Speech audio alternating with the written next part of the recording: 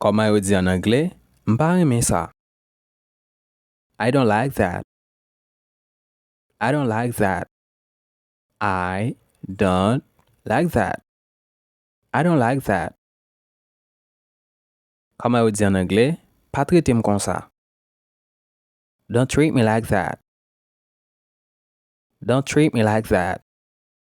Don't treat me like that. Don't treat me like that. Comment yo di en anglais? Ki sa ye? What is it? What is it? What is it? What is it? Comment yo di en anglais? Ça fait longtemps. It's been a long time. It's been a long time. It's been a long time. It's been a long time. Comment yo di en anglais? Ça se coupa ou. It's your turn. It's your turn.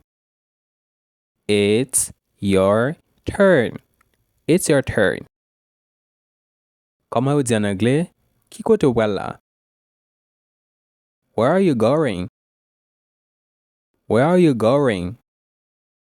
Where are you going? Where are you going? Comment yo di en anglais? M'pral achete yon bagay. Comment yo di en anglais? M'pral achete yon bagay. I am going to buy something. I am going to buy something. I am going to buy something. I'm going to buy something. Comment yo di en anglais? Rele la police. Call the police. Call the police. Call the police. Call the police. Comment yo di en anglais? Rele ambulance. Call the ambulance. Call the ambulance. Call the ambulance. Comment yo di en anglais? Est-ce que c'est vrai? Is it true? Is it true? Is it true? Is it true? Comment yo di en anglais? Bam vérité ou bien dim vérité. Tell me the truth. Tell me the truth. Tell me the truth. Comment yo di en anglais? Ou gen raison.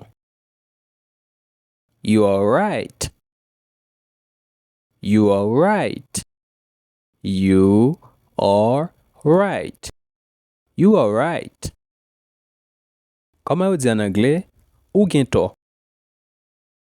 You are wrong. You are wrong. You are wrong. You are wrong. Comment yo di en anglais? Pa jam perdi espoir. Never lose hope. Never lose hope. Never lose hope. Comment yo di en anglais? Lime lumière. Turn on the light. Turn on the light. Turn on the light. Turn on the light. Comment yo di en anglais? Éteindre lumière. Turn off the light. Turn off the light. Turn off the light. Turn off the light. Comment yo di en anglais? Fermez porte la. Close the door. Close the door. Close the door. Close the door. Comment yo di en anglais? Ouvri porte la. Open the door. Open the door. Open the door. Open the door. Comment yo di en anglais? Est-ce que yo gen ti moun? Do you have kids? Do you have kids? Do you have kids? Do you have kids? Wait up, this is teacher Rollins. Je dis m'a présenter nos langages. Langage c'est une application gratis qui permet de apprendre anglais, espagnol, portugais et l'autre langue. L'application ça est disponible sur Play Store ou App Store. Link là dans le commentaire, cliquez sur lui pour capable télécharger l'application ça pour capable apprendre langue ça yo. Après, pas hésiter à partager link là avec une famille ou bien un ami pour lui capable apprendre même j'ai ensemble avec. Comment on dit en anglais? Moi gen ti moun. I have kids. I have kids. I have kids. I have kids. Comment on dit en anglais? Est-ce qu'on a besoin d'aide? Do you need help? Do you need help? Do you need help? Do you need help? Comment on dit en anglais? Moi besoin d'aide. I need help. I need help. I need help. I need help. Comment on dit en anglais? Merci pour aide. Thanks for your help. Thanks for your help. Thanks for your help. Comment on dit en anglais? Qui j'en fait connaître? How do you know? How do you know? How do you know? How do you know? Comment on dit en anglais? Qui numéro téléphone? What's your phone number? What's your phone number? What's your phone number? What's your phone number? Comment on dit en anglais? Prends plaisir. Have fun. Have fun. Have fun. Have fun. Comment on dit en anglais? Qui couleur préférée? What's your favorite color? What's your favorite color? What's your favorite color? What's your favorite color? Comment on dit en anglais? Couleur préférée moi c'est jaune. My favorite color is yellow. My favorite color is yellow. My favorite color is yellow. My favorite color is yellow. Comment on dit en anglais? Excusez monsieur. Excuse me, sir. Excuse me, sir. Comment on dit en anglais? Excusez madame. Excuse me, ma'am. Comment on dit en anglais? Fais-moi un faveur. Do me a favor. Do me a favor. Do me a favor. Do me a favor. Comment on dit en anglais? Ou méritez ça. Ou méritez-le. You deserve it. You deserve it. You deserve it. You deserve it.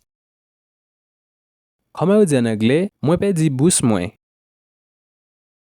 I lost my wallet. I lost my wallet. I lost my wallet. Kounya si c'est pour fille k'ap di kon ça, moi perdi bouche moi. I lost my purse. I lost my purse. I lost my purse. Comment on dit en anglais? Pa gen moun ki connaît. Nobody knows.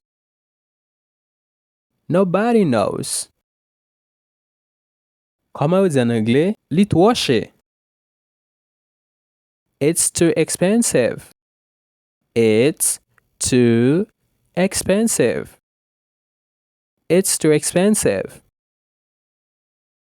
Comment on dit en anglais? Pour qui ça va crier? Why are you crying? Why are you crying? Why are you crying? Why are you crying?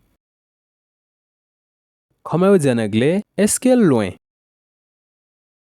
Is it far?